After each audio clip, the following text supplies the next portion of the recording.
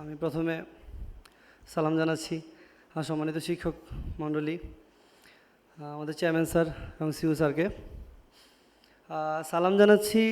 এই আন্দোলনে প্রত্যক্ষ এবং পরোক্ষভাবে অংশগ্রহণকারী সকল শিক্ষার্থীকে, যাদের প্রত্যেকের অবদানই এই স্বাধীনতা আমাদের। আমি কারা বিষয়ে বা জেলের বিষয়ে অভিজ্ঞতা শেয়ার করার জন্য বলার মতো ভাষা পাবো না। কি হয়েছিল, মাস্টুর এখানে অনেক কিছু বলছে নির্যাতনের ব্যাপারে। একটা অস্বাধীন দেশে আমরা সবাই বসবাস করছি, আমি জানি সবাই জানে। একটা স্বৈরাচারী শাসক বা একটা ফেসিস্ট শাসকের শাসনামল কীরকম ছিল। আমাকে যেদিন নিয়ে যাওয়া হয় সেদিন আন্দোলনের আমি মনে করি শুক্রবার সর্বপ্রথম হতাহতের ঘটনা বা আহতের ঘটনা। আমি প্রথম যেদিন পুলিশের হাতে আটক হই, আমাকে নেওয়া হয় স্বরাষ্ট্রমন্ত্রী বাসের সামনে থেকে আন্দোলনের পরবর্তী মুহূর্তে। তো আটক হওয়ার ক্ষেত্রে আমি চিন্তা করতেছিলাম, তার আগে আমি লাশ দেখছি নিজের চোখে, আমি নিজের চোখে লাশ দেখছিলাম। এটা আমি চিন্তা করতেছিলাম ওদের পর্যায়ে আমি থাকতে পারতাম হয়তো বা ছিলামও, ওরা যে গান পয়েন্টে নিয়েছিল।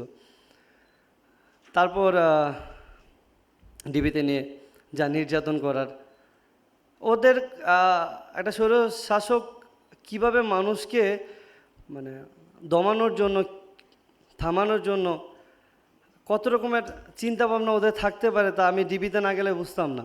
বড় কি করতে চায় এই আন্দোলনকে থামানোর জন্য। ভিতরে থেকে যতটা কষ্ট নিজের হয়েছে তার থেকে বেশি দুশ্চিন্তা হইতো। আমি একটা এক্সপিরিয়েন্সই শেয়ার করবো, সেটা হচ্ছে আমি ডিবিতে যত কষ্ট হয়েছে মুখ সহ্য করে নিয়েছি।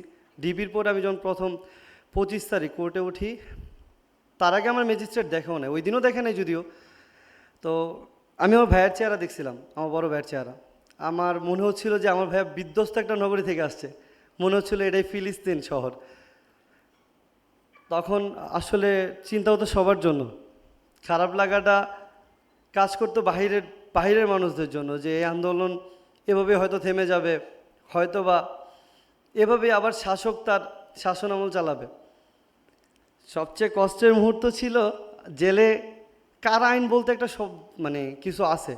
আমি যখন জেলে যাওয়ার পরে কারা আইনের কোনো কিছুই পাই নাই। একটা বিল্ডিং তৈরি করা হয়েছিল এই গণগ্রেফতারের মানুষদের জন্য, তাদেরকে যতভাবে অত্যাচার চালানো যায় জেলের মধ্যে, কারা আইনের বহির্ভূত। পানি না দেয়া, খাবার না দেয়া ঠিক মতো, 40 জনের খাবারের জায়গায় 25 জনের খাবার দেয়া, lock up 24 hours lock up রাখা। এইসব ঘটনা কখনো শুনি নাই আমি। যারা আগে জেলে ছিল, আমাদের সাথে পুরনো আসামি ছিল কয়েকজন, তারা বলতো যে ভাই আমরা জীবনে এগুলো দেখি নাই। তো খারাপ লাগতো, মনে হইতো যে হয়তো এখানেই শেষ সব কিছু।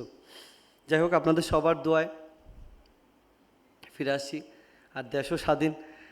সো স্বাধীন দেশে আমরা সামনের দিকে সুন্দরভাবে যেন সাজাইতে পারি সবাই মিলে, সবার যে ঐক্যতা আছে সেটা যেন ধরে রাখতে পারি, আমি সেই কামনা করি। আর সবাই সবার জন্য দোয়া করবেন, এই ঐক্যতা দিয়ে একদিন অনেক কিছু করা সম্ভব, আর আমরা ইনশাল্লাহ পারবো।